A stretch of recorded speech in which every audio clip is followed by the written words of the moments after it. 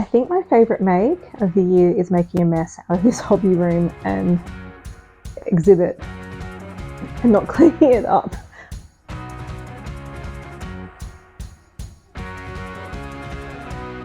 It's almost the end of 2024 and I thought I'd share my favourite makes of the year.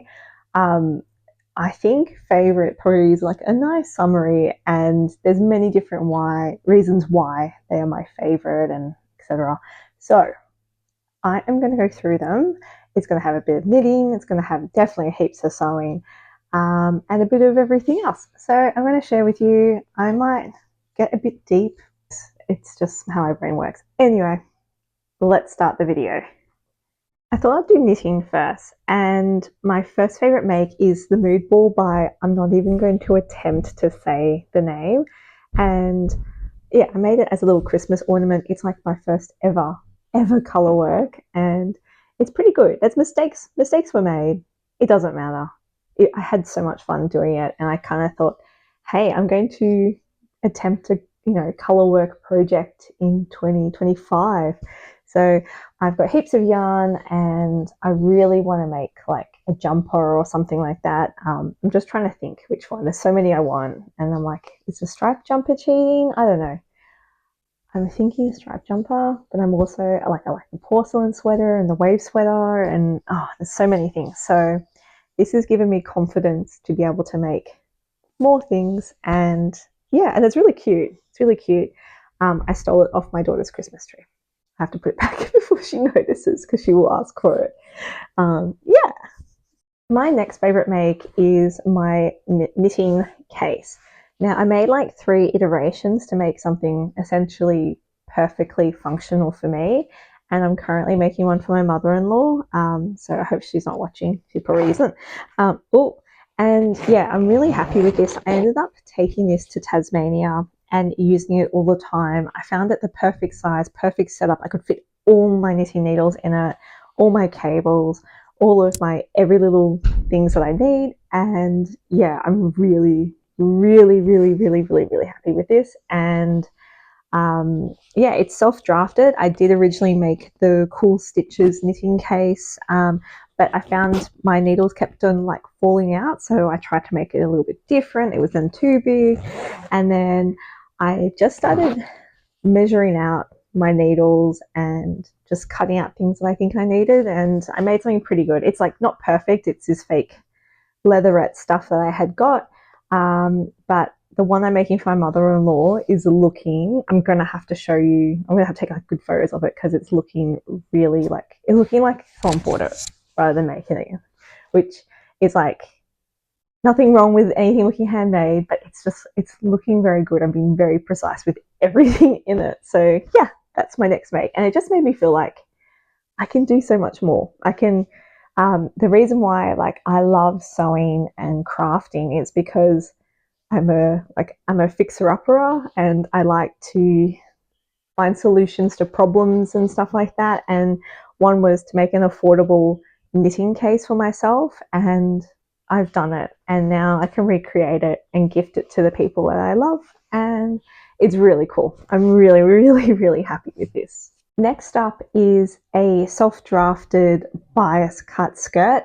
Now I have this in like every color, and it's kind of prompted me back into a sewing and like crafting journey, sort of. I'm like living in a warm climate, and the last few years I have been moving around Australia into like much warmer climates than where I'm sort of from, not from, but like where I considered home, I suppose.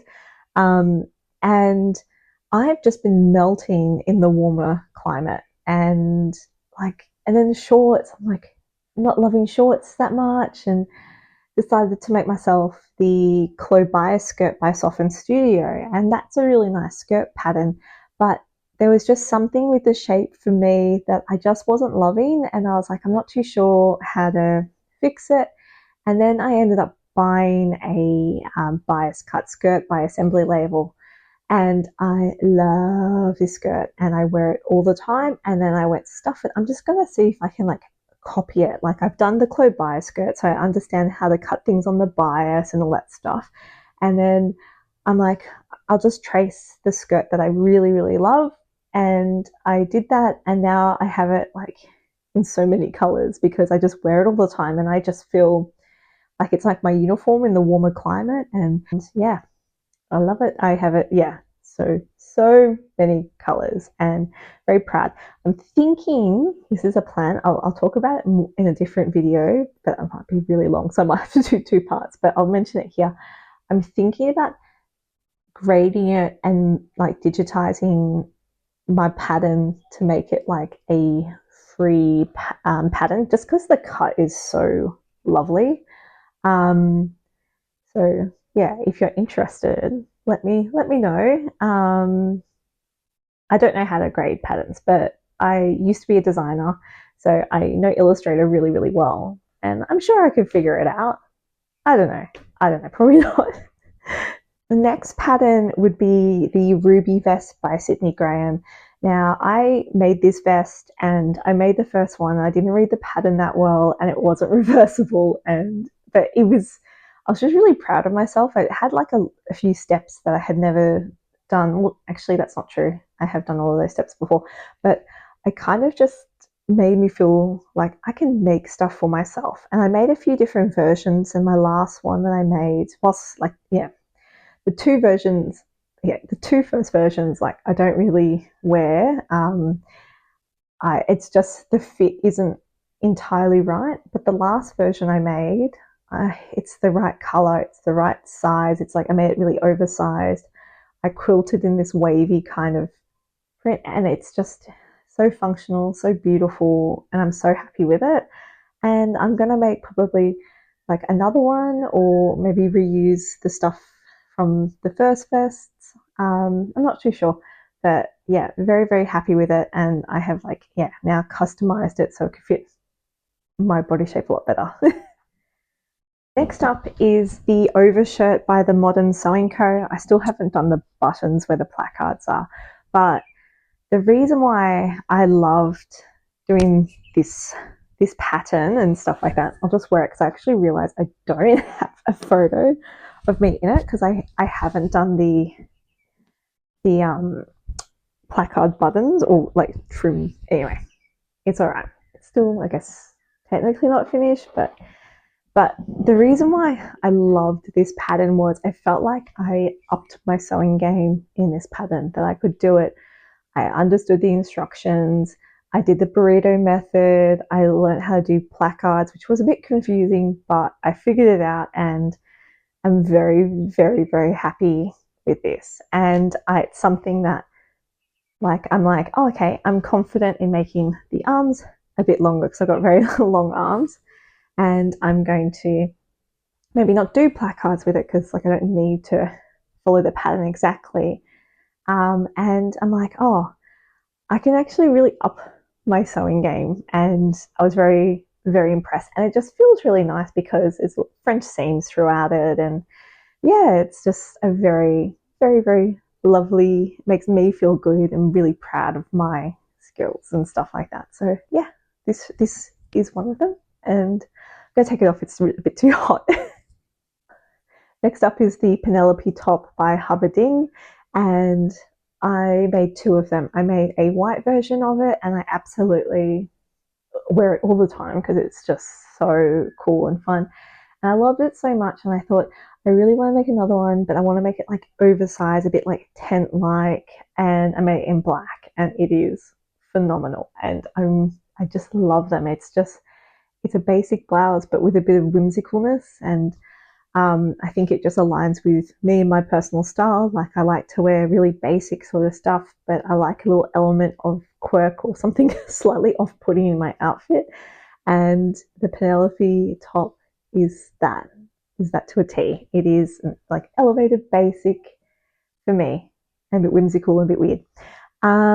Yeah, and so yeah, I think I'll make a few more. I really like it in the white and the black. The only thing I think is I want to make the white again in like a bigger, voluminous kind of one. Yeah, so that's going to be the plan for next year. I really like to have the tight fitted one, but I also would get a lot of wear out of something a bit more fancy and flowy. I stuffed it up. I made two hats for my kids, and these like Santa hats. I meant to look like Santa. This one's the not very good one. I didn't line the belt properly, but anyway, this is my favorite make. I just finished them off yesterday, but my kids just love them. They saw it and they were like, I was like, so to my eldest toddler, I was like, what do you think this is? And she's like, Santa. And I'm like, yes. And it's also like reversible, so if they don't want Santa, they can just look like a target, I suppose. Yeah. Anyway, I have to like trim off the stuff and just want to fix a couple little things on this one because the other one's perfect. But yeah, this just made me really happy because my kids just love it and they look really cute in it. Like, yeah. So I just used the Wave and Wild free bucket hat pattern, and yeah, it was pretty good. I'm really happy with that. I made my husband some pants, some shorts, and I made it in this like chino kind of fabric. I actually have to repair it because someone has ripped. Hello. Anyway, these are the Trigg shorts by Elbe Textiles. And I used like a drill fabric from Spotlight, and the sun has like made it fade and stuff. I was really happy with this. I'm not really confident in making like pants or shorts or anything like that. And this pattern was really straightforward, really fun, really good to make that I made my husband another one. And I think I liked it the most because he was just like, oh my God, this is so cool. And he was really happy with it. And I'm happy with it. I have to fix this. I better fix that for him so he can wear it for Christmas. Um, I just realized I think he wore this yesterday and we had Santa photos. um, so everyone could see his what third eye, maybe Santa could see his third eye. Anyway, I'm gonna throw this over into his part of the room. There we go. Next up is like beading or jewellery making. I started getting back into beading last year, and I just was making a few things for myself, and I kind of was like, I just liked it. It was really good fun. And then I started making those like trinket charm necklaces and getting a lot of comments when I'd go for like a walk or in my other social media app, like where did I get it from? And I'm like, I made it. And people were like, very like, I like these, I want these.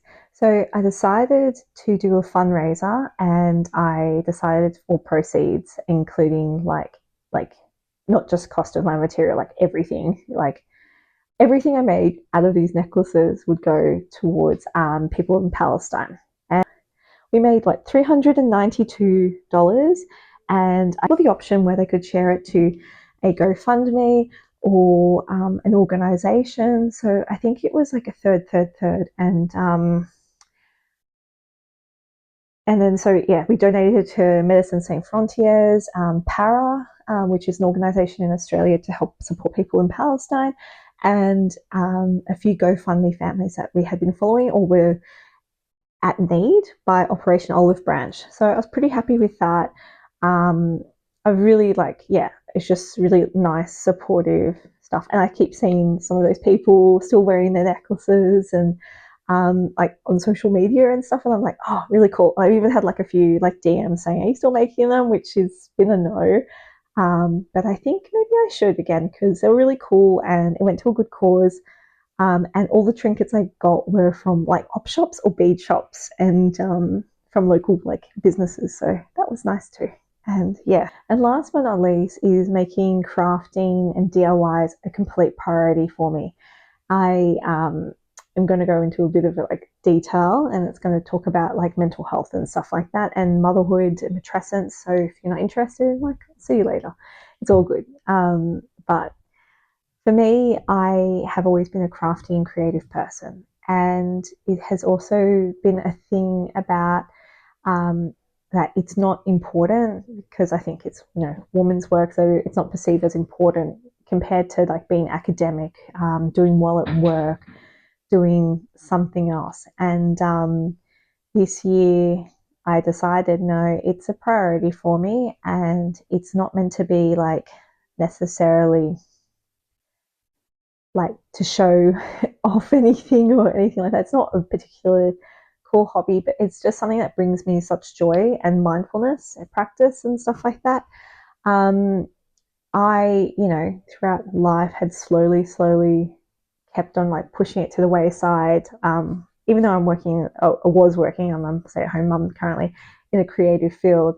It's just, not been a priority. And then I became a mum, and motherhood was something that I had decided like quite late on in life, and I've had kids a bit older, and I had not wanted kids in throughout my 20s and stuff like that. I never saw myself as a parent.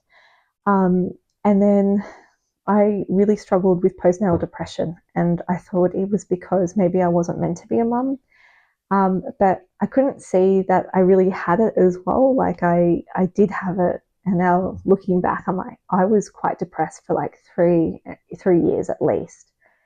And that's like pretty confronting and everything else. And a few things like came up with that, and I got diagnosed with ADHD. I got diagnosed with like PTSD and childhood trauma and stuff, and postnatal depression. And with that, I prioritized my mental health, my physical health, and yeah. And then with that comes a lot of crafting and crafty problem solving and stuff. Because I am like neurodivergent, I can't just like try and do meditation. It has to be like a physical thing. So crafting was a way of me um, doing mindfulness practice as well as self-soothing if I've had like a bit of a difficult time. It's also been a brilliant thing for my kids to see that I'm prioritizing that. So I'm prioritizing something for me, where I would always prioritize like every single person before myself, like all the time. And crafting and stuff is my time to be selfish and all that kind of stuff. And that's a really, really amazing thing. So it has like changed my life this year. I am so much happier, so much, better off. I'm doing well. And it's just fun. So yeah, more of that, I suppose. More crafting and everything else. And yeah, it's like it's been like very, very nice to get back into it, and I feel just so much more happier, and my brain's flowing a lot better, and I'm feeling like after like the last couple of years, like I kind of had like brain fog, and I feel like I'm exercising parts of my brain again that it's kind of been dormant since becoming a parent. And yeah, anyway, that's all I really have to say about that. And yeah, I guess like with that, it's like I wanted to start a YouTube about crafting for ages, and I'm like done it, and I'm very happy that I've done it. And everyone's really lovely. I had the most loveliest comment the other day, and I was just like thank you. I forgot their name, but I was like, thanks. That just it brings me joy.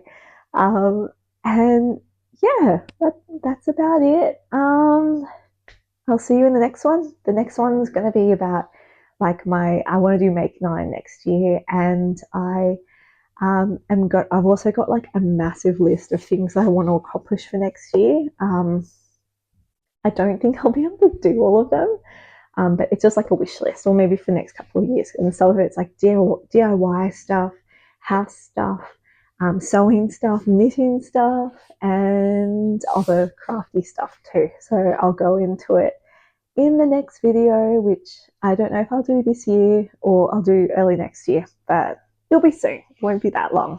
Anyway, I'm going to edit this now and upload. Anyway, bye. Have a happy holiday and New Year. If I don't see you. I don't see you before then. It's a one-way kind of thing. You don't see me before. Anyway, have a happy holiday, and yeah, see you later.